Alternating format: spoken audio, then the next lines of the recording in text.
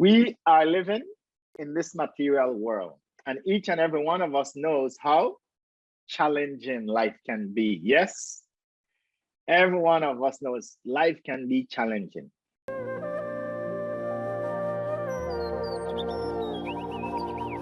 Krishna tells Arjuna a secret now. He says, one who knows the transcendental nature of my appearance and activities does not, upon leaving the body, take his birth again in this material world, but attains my eternal abode, O Arjuna. Wow, this is a powerful promise Krishna has given us.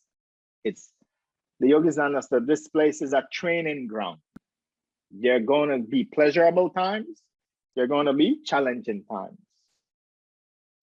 And sometimes for some souls, and it's karmic, right? There's some souls, I think most people here, yes, most people here are in a developed country. So your incarnation, you will have amazing material facilities that makes life pleasurable. Sometimes I travel around the world and I go into some countries that are not so developed. And right out of birth, life is a hard struggle. Just to get clean water is a struggle. Just to get food is a struggle. Just to get clothing is a struggle. So some parts of the planet, some souls incarnate where they have more of a struggle in life. In a developed country, for most of us where we are right now, material assets it's in our karma while we are given the access to material assets. So we don't feel the suffering as some other living entities, but still it's there, right? So the universe is built like that. And it triggers within us, we are all pleasure seekers. And we want that pleasure eternally because that's the nature of the soul. Now, Krishna has given us a hint. There's a reason why we are why we're looking for that eternal pleasure. Because there is a place where it exists. Isn't that amazing? That there is a place that exists right now where you don't have to grow old. You don't have to worry about your gray hair. You don't have to worry about your body not digesting food as quickly as possible, like when you're 20 years old. Your joints won't ache after you go for a run. There's a dimension where there's no suffering. It's called Vaikuntha. So that place, Krishna is promising us that in this mantra, is saying, if you understand who I am with my spiritual body and my activities, Krishna says, if you understand me clearly, you don't have to take birth in this dimension where there is happiness and distress. In that dimension is only spiritual pleasure. Whoa, that's an amazing statement he's promising us. And every one of us, if we're truthful, every one of us at one point in time, maybe when we were children, we all wanted life to be a happy experience. Yes, all of us had that in us. Every one of us, as we were a little child, maybe even at grade 1, grade 2, or even preschool, when we were just developing, we didn't want to experience suffering. Why is that? Because that's the nature of the soul, and there is a place where that exists. Now Krishna says, Arjuna, if you understand my body and if you understand my activities, they are not material. So depending on your purification of your mind and heart, where that bhakti grows, God can be right in front of you and you won't even understand God is there. Amazing. So for us to understand God, Krishna is telling us, a process of purification must take place in the mind and heart. The reason Arjuna could understand who Krishna is because his mind and heart is pure. The reason why Arjuna's family members, his cousins, they want to kill Krishna, right? They're on the other side of the military. They don't understand who Krishna is. So that's why it's very hard to understand who God is. And so Prabhupada's guru had a famous saying, and I love this saying so much. I always write it from time to time. One person was challenging Prabhupada's guru, or asking Prabhupada's guru a question, and Prabhupada's guru answered was, don't try to see God. No, oh yes, that was the question. Can you show me God? I will accept you as a guru if you can show me God. That was the professor from Bengal, Indian professor from Bengal challenged Prabhupada's guru. Prabhupada's guru looked at him and Prabhupada's guru said, don't try to see God. Act in a way that God sees you. It's a profound statement. Because even if God came in front of that person still won't know how to acknowledge God. Because the mind and heart hasn't been purified. For someone who is purified in the mind and heart, they will be able to see God where? Everywhere. Constantly. God is in our life constantly. We might have a friend. How many times of the year are you with that friend? Even close friends. There are times you're not there with that friend.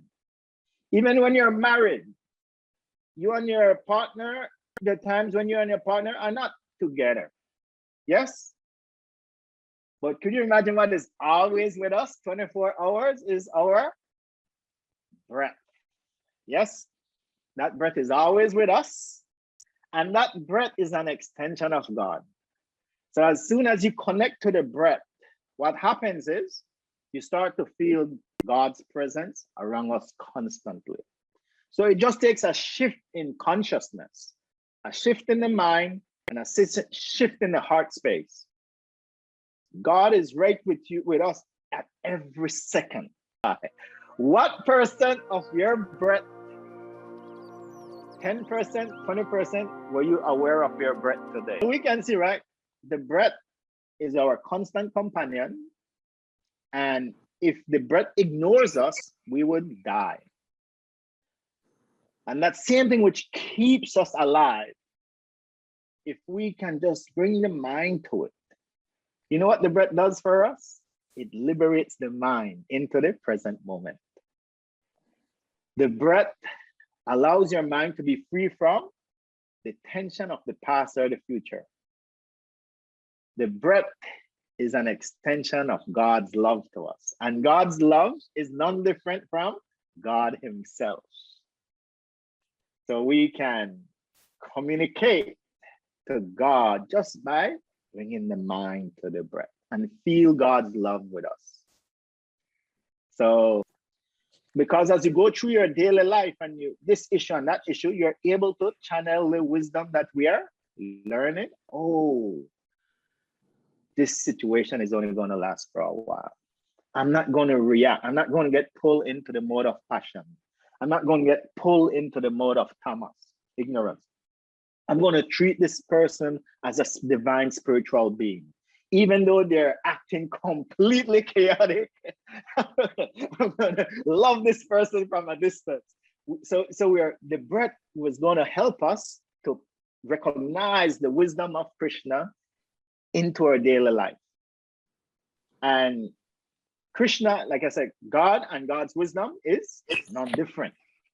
So just as we're studying this wisdom, we're actually intellectually connecting to God because it's not different. It's not like if Yogi Charus go and write a book, you go into the bookstore, you find many books. The author is on that book.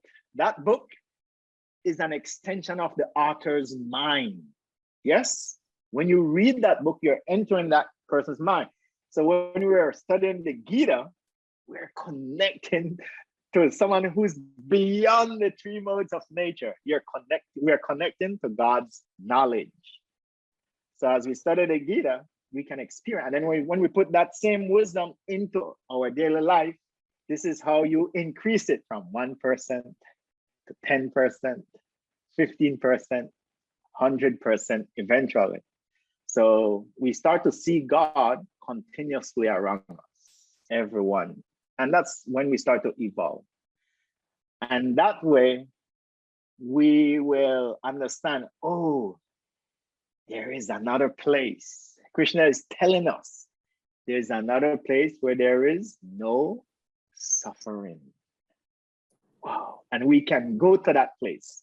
Krishna is making the statement to Arjuna, and Arjuna is listening, and Arjuna is understanding, oh yeah, your body is different. The dimension you come from is different. Okay, and I have an ability to go there. And Krishna says, and once we go there, we don't have to come back to this material world. Unless we choose out of free will to choose to come and help other people. Right? So let's meditate on this few mantras. Yada yada hidadmasya glani bharati bharata abhyutanana madam. Stretch the legs out if you need to. And then wiggle the ankles. Cross the legs back.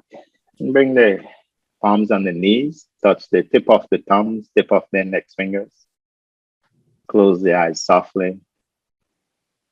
And bring the whole body into stillness.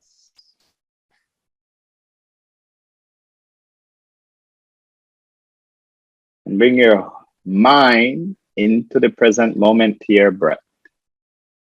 Feel the breath move in and out.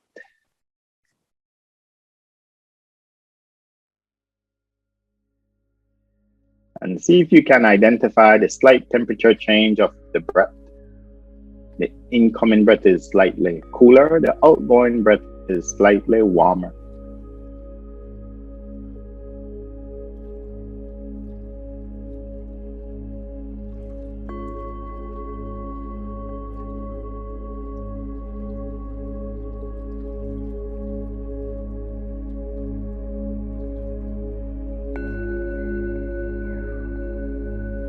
Gazing into the center of the eyebrows, I want you to remember a time when you were a child, when you were just growing, and that deep desire for life to be a pleasurable experience. Move back to that time when you had that desire.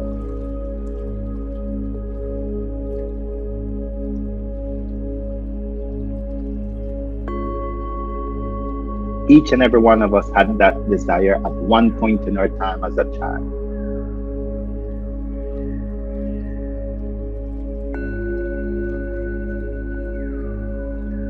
And then as we grow, we start to see, wait, life has pleasurable times and challenging times.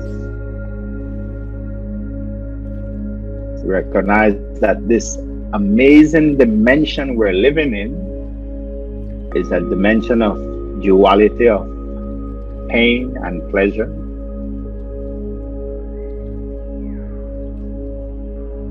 And you recognize the pain, the suffering only lasts for a while. The pleasurable times only last for a while as well.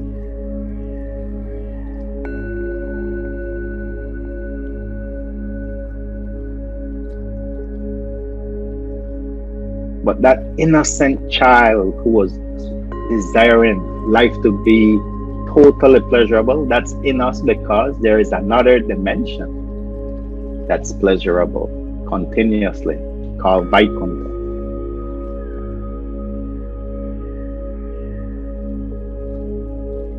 And I want you to recognize that your body, which is engineered through the modes of nature, with the elements earth, water, fire, air, ether, you have gotten this amazing human form, but your body changes. And that's why we forget our previous incarnations. But that being who is right next to us, closer to us than anyone else, the Lord in the heart, his body never changes. And that's why God can remember all incarnations of every living entity, the whole universe, from its beginning to the present moment. We can only remember certain things from this life. We get snippets of stuff from our last life through dreams, through meditative experiences. But God remembers all our previous incarnations.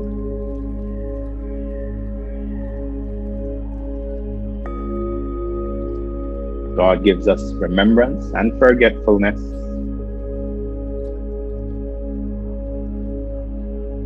But the creator of this amazing universe knows everything.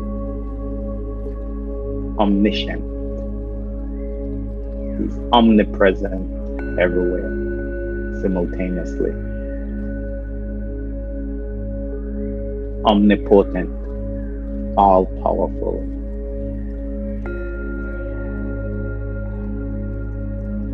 And right now, as you're sitting on Mother Bhumi on the earth, you're traveling through this amazing universe. We're actually flying through space right now. This powerful intelligence, connecting with other living entities on other planetary planets, celestial bodies, recognizing we're all connected to each and every other living entity. Whatever we do affects the whole universe. As we evolve, it affects the universe.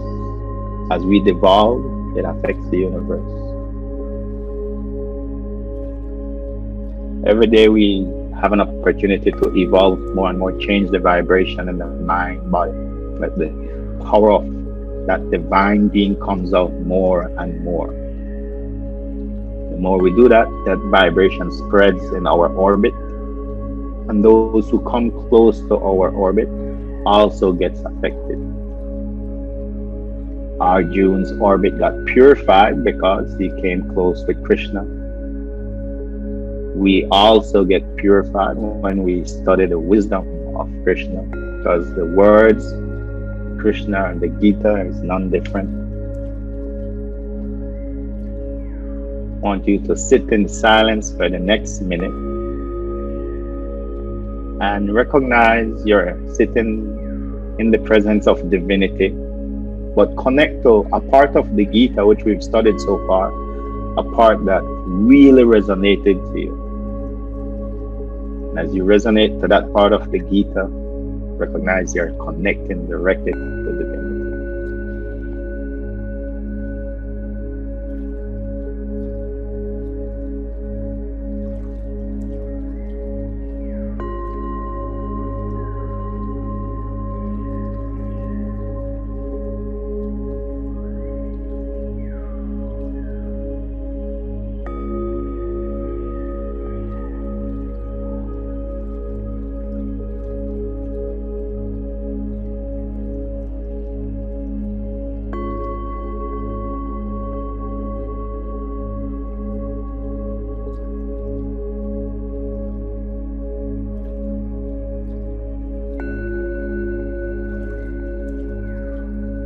Most of us weren't brought up with the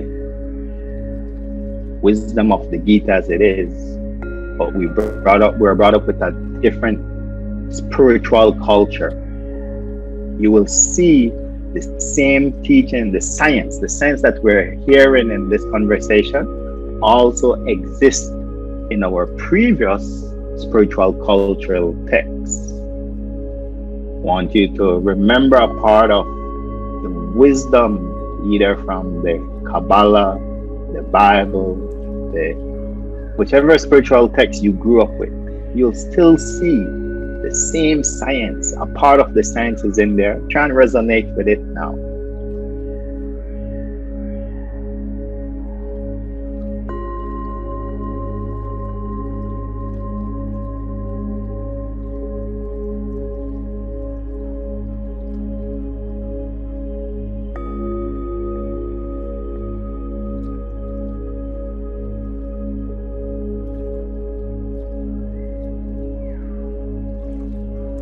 Yada yada hidan masya.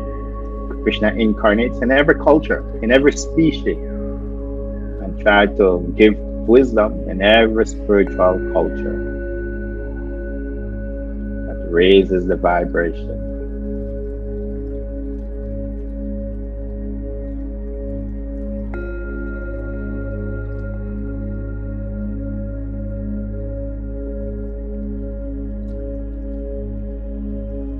There's some spiritual cultures on our planet, they have no texts at all, no books.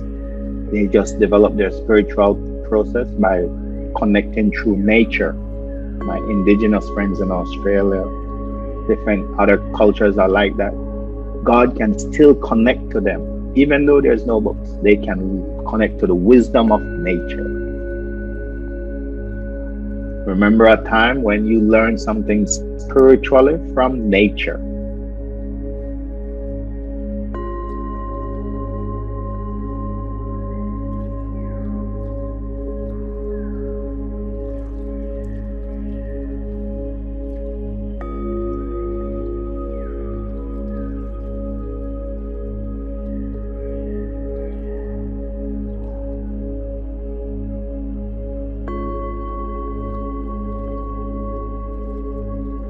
Recognize nature is constantly around us. God is constantly around us. The more and more we can recognize that, we want to act in a way that God sees us. And when we can act in a way that God sees us, we start to connect to that pure love that's pervading the universe. God's love.